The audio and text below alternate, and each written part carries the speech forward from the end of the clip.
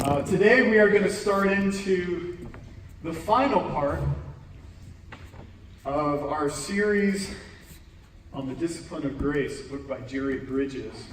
And again, I recommend, as we go through this stuff, if you're somebody who likes to read, I would highly recommend this book for your own personal devotion.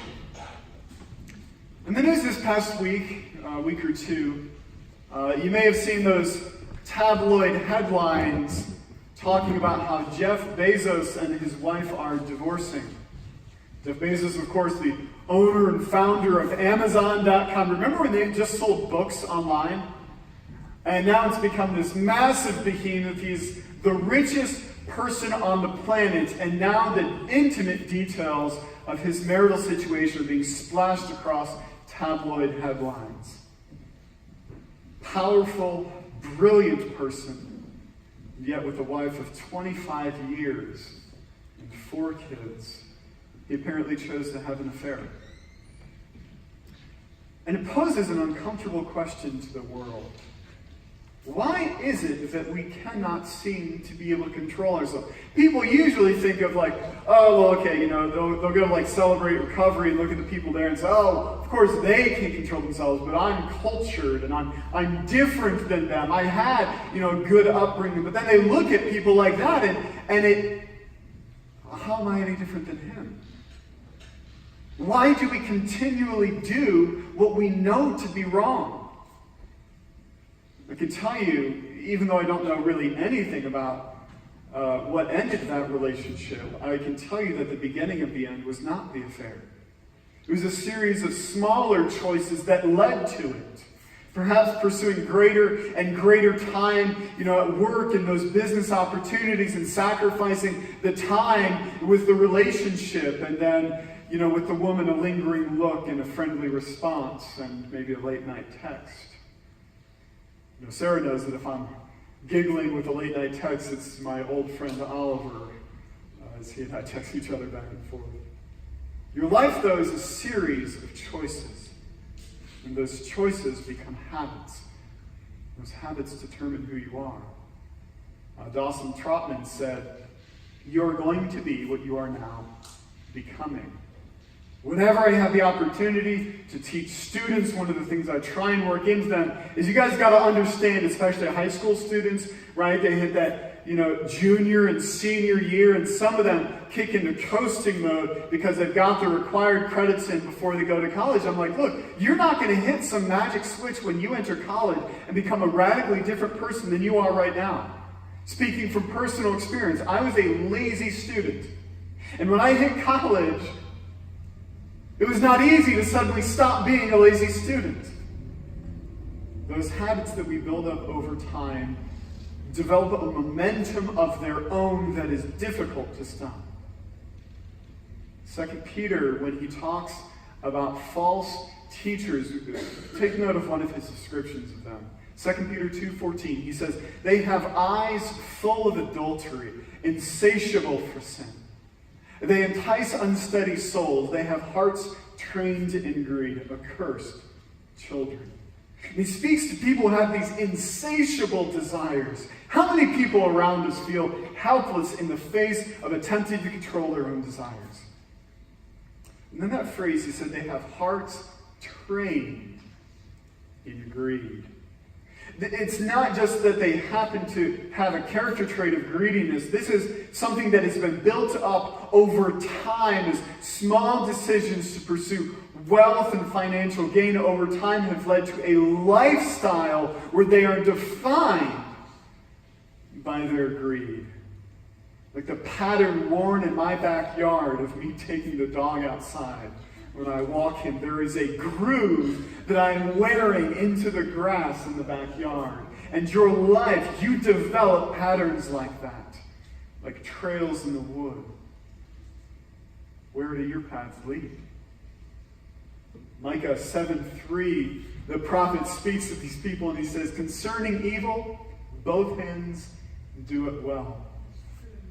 When I learned how to play the drums, one of the first things you learn is, you're right-handed or left-handed, that your dominant hand is easy to drum with, but you have to teach your offhand how to drum exactly the same as the other hand, so when you drum it sounds even. And it took time. I remember sitting there and just doing repetition drills with my left hand and working that and getting it up to speed with the other hand.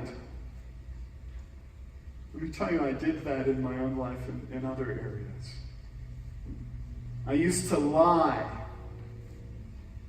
as a way of responding to consequences for my inaction, my procrastination, and the results of my other lies. And so then I told more lies, and it became a habit and a continual way of responding and a way to get out of situations. And I became, so good at lying that I didn't even really notice the lies that I was telling. And I would get upset with people for catching me in a lie. And I'm afraid that if my life had continued much more, I would have had a successful career in politics.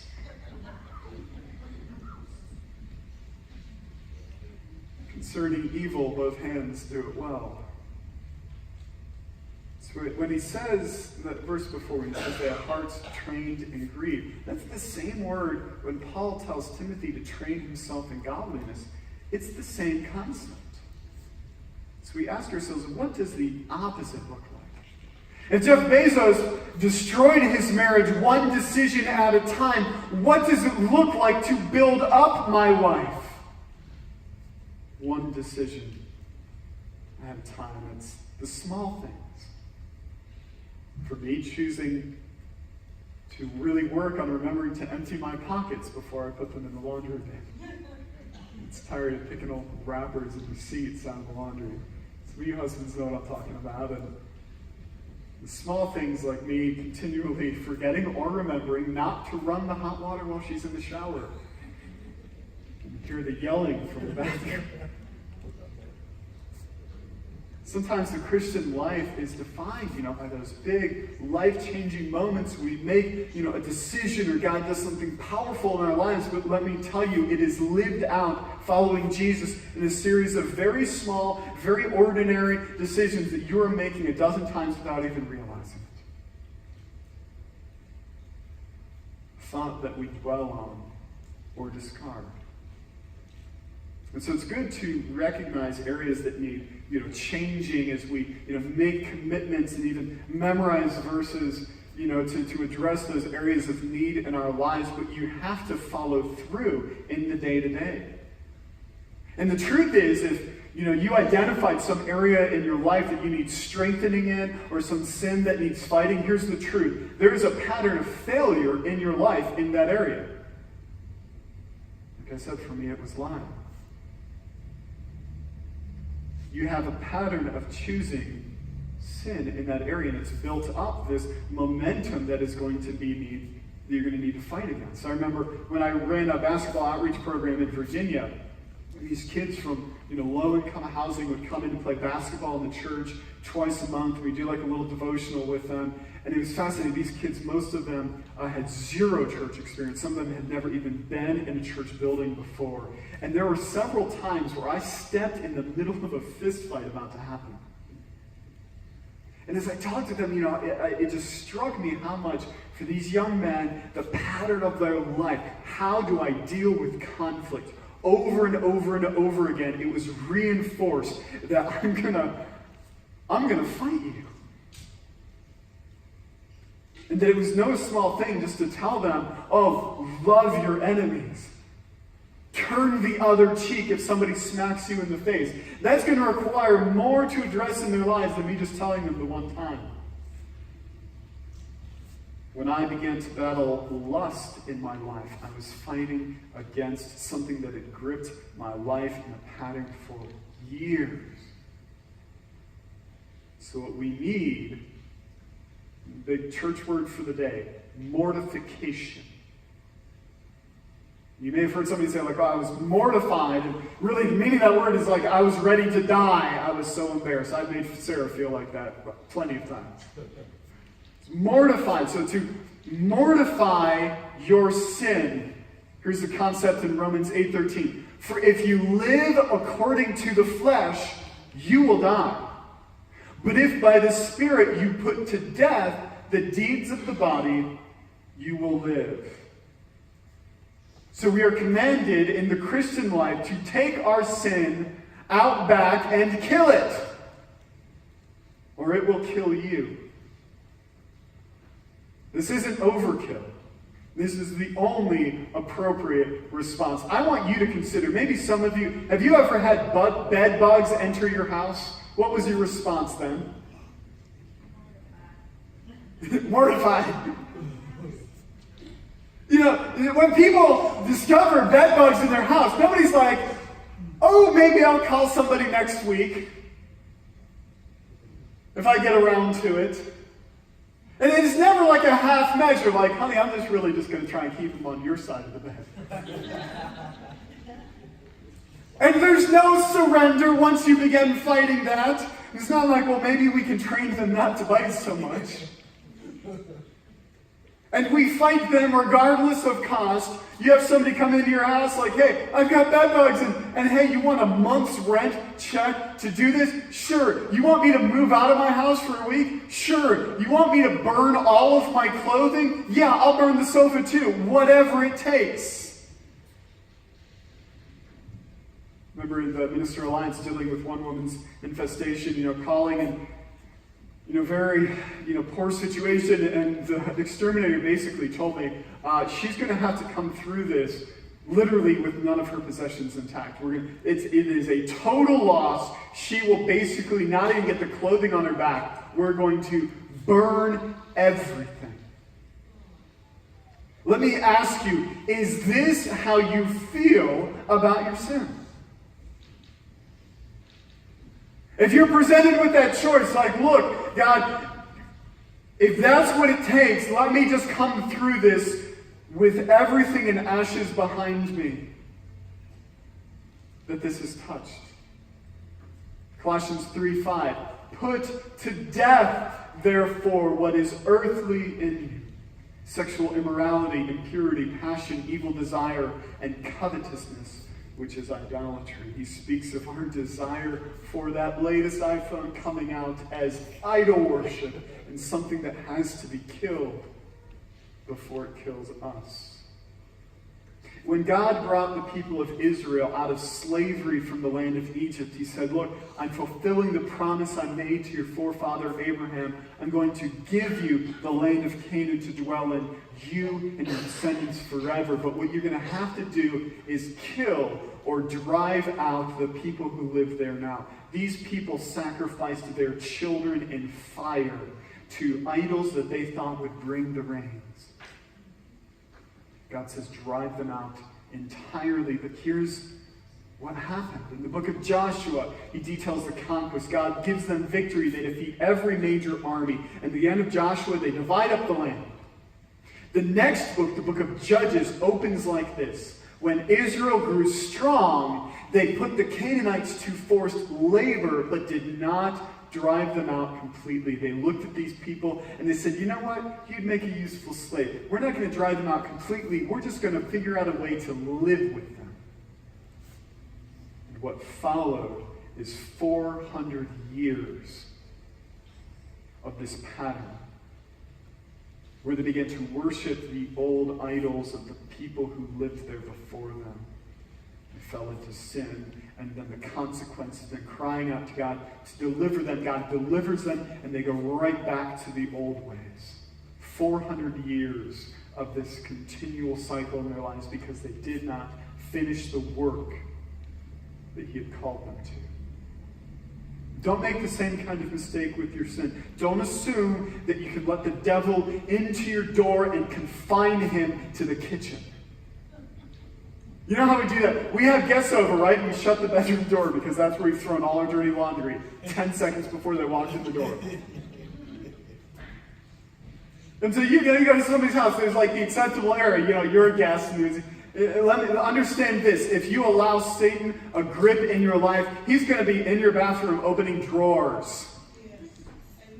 Sin will take you way farther than you ever planned on going. I guarantee you when Jeff Bezos began flirting with this woman, he did not think this is going to cost me half my company. Which is the consequence. Sin gives birth to death.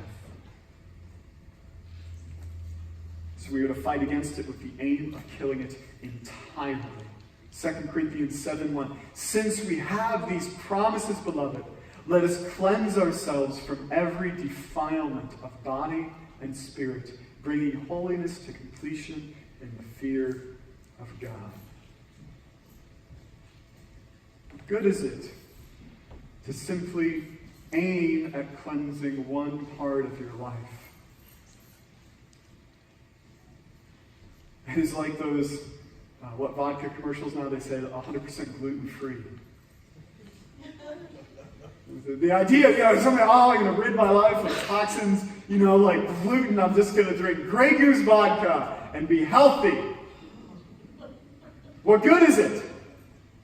What good is it to pray, Lord, make me a godly mother, while you harbor resentment towards somebody in your life? It's easy just to focus on, particular area that makes me feel guilty, or I want to feel like I'm a better person, so I'm going to work on this particular thing. You got to understand that God's work in your life, you do not get to tell him which areas to remodel. There are two couples I've dealt with. It grieved me because they're coming off meth together. In the course of talking with them, they're like, we're sleeping together, we're not married. We just want to be clean. And pleading with them, look, you can't stop halfway. And it's not just like, that particular sin, wrecked their life, and both couples return to their old ways. The problem is an attitude towards God that says, I am going to protect this thing that is precious to me, and I'm not going to let you have control over that because that's my thing. And when we develop that attitude, it destroys us, each other. So we're told, if you live according to the flesh, you will die. But if by the Spirit you put to death the deeds of the body, you will live. Notice the means by which we're to accomplish this. It is by the Spirit. Because we've all fought bad habits on our own. I noticed, I upload these videos to YouTube. And I was doing that one day, and I was just scrolling through old videos. And I noticed, in all of the videos, I was making, the same hand gesture. Because it just captures a random frame. I was like, man, I go like this a lot. I really do. And here's the thing, I promise you, if I were to even consciously think about it, I've done it so much, I don't think I could stop doing it.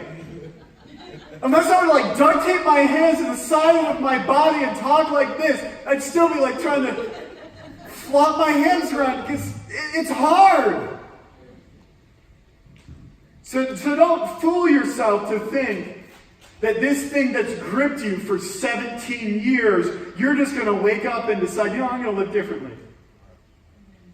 It is only by the Spirit. All through the Old Testament, there's this theme running that God is the one who gives the victory. It's not that they ever had superior numbers or advanced technology like iron. It is, God is for you, nothing can stand against you. And in the New Testament, we're told to wage war against the sinful desires of our flesh by the same enabling power. John Owen put it this way: all other ways of discipline are in vain. All other help leaves us helpless. Mortification is only accomplished through the Spirit. By Him alone is it wrought. No other power can accomplish it. Understand, this is a constant battle. And I think anybody who has raised kids understands this. The idea that we are born sinning, and then your kids, and it feels like as we get them trained in one area, they just developed new ways of getting into trouble. We finally got Mitchell where he's like, potty trained, and I walk in the bathroom, and he knows, the way this all works. I walk into the bathroom, and he is like this, peeing. On top of the toilet seat, that takes creativity. And flexibility that I don't have. I was kind of impressed, but I was like, what are you doing? Talking to him in the backyard. I'm out there, grilling. The kids are playing. He talks about, maybe with Tony. He's got something in his mouth. Mitch, what do you got in your mouth? There's a rock. He just goes and pops gravel into his mouth. I have no idea why. Just continual. And he's a boy, and I know if I talk to my dad, he's going to be like, actually, I know this because I ate sand as a kid. It's like generational. So I understand that I'm going to be fighting my sin until the day that I die. Now, it's not the same battle as it used to be. Bridges describes it this way. Jesus gives the victory. The armies of Satan are no longer ruling my life, but what follows is something like guerrilla warfare, which is what we've discovered in the Middle East, right? We went in and we defeated the Taliban in like 3 days or something crazy like that. And so they're not ruling that territory, but what follows is just attacks wherever it can, and it pops up here and it pops up there. And so in the life of the Christian, we're not ruled by our sin anymore, but it is absolutely something that we continue fighting against until the day that we die, because if I don't fight against it, it will attempt to seize control again. And it is a difficult fight. Do you know why I continue to struggle against sin? Because there's a part of me that loves it. It's the truth. For all of us, that's why we do it. The part of us that loves it. Galatians 5:17. The desires of the flesh are against the Spirit, and the desires of the Spirit are against the flesh. For these are opposed to each other to keep you from doing the things that you want to do. What we call justifiable hatred feels so good. You ever sit there and hate somebody and the rush that it brings to you when you feel justified in it? I've told you from the pulpit, hey, don't get in stupid arguments with people on the internet. Guess what I did this past week? I got in a stupid argument with somebody on the internet because it felt good, because I was right and they were wrong. And I needed to tell them, hey, you're wrong. What's it after? It's like, what am I doing?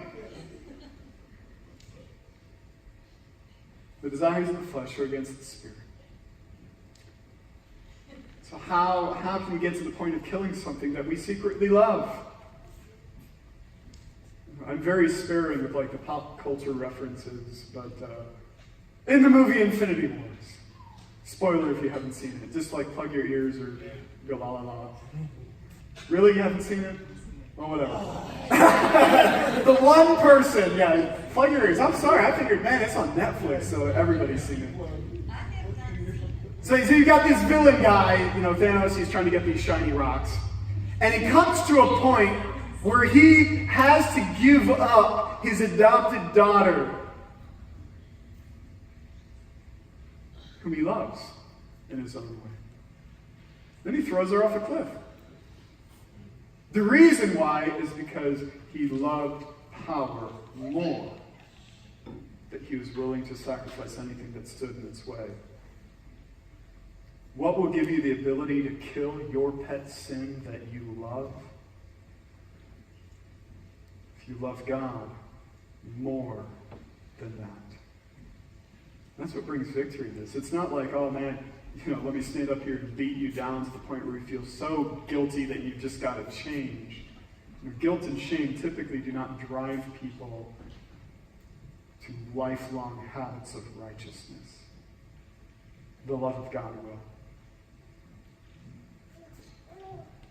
And as we do this, we're to seek help from the people around us. In dealing with temptations, Paul writes to the Galatian church, bear one another's burdens and so fulfill the law of Christ. When I'm talking to people and they've got these struggles in life, one of the first questions I ask is, who else knows about this?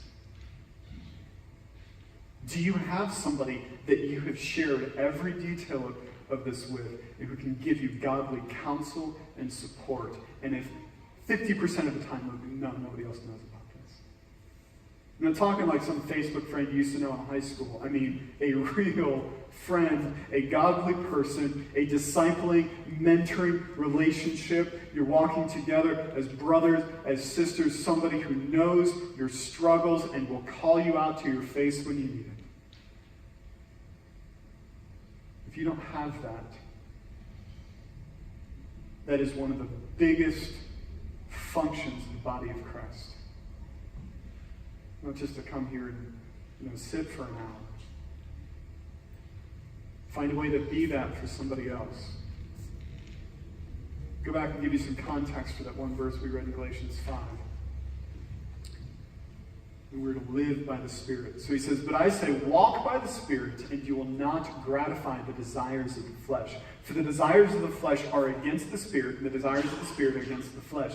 For these are opposed to each other to keep you from doing the things you want to do. But if you are led by the Spirit, you are not under the law. And so sandwiched, he says, like, look, you're not doing the right things because your sinful nature desires what is contrary to God. But sandwiched around that is what gives us freedom. If we walk by the Spirit, understanding that you are not under law, but under grace.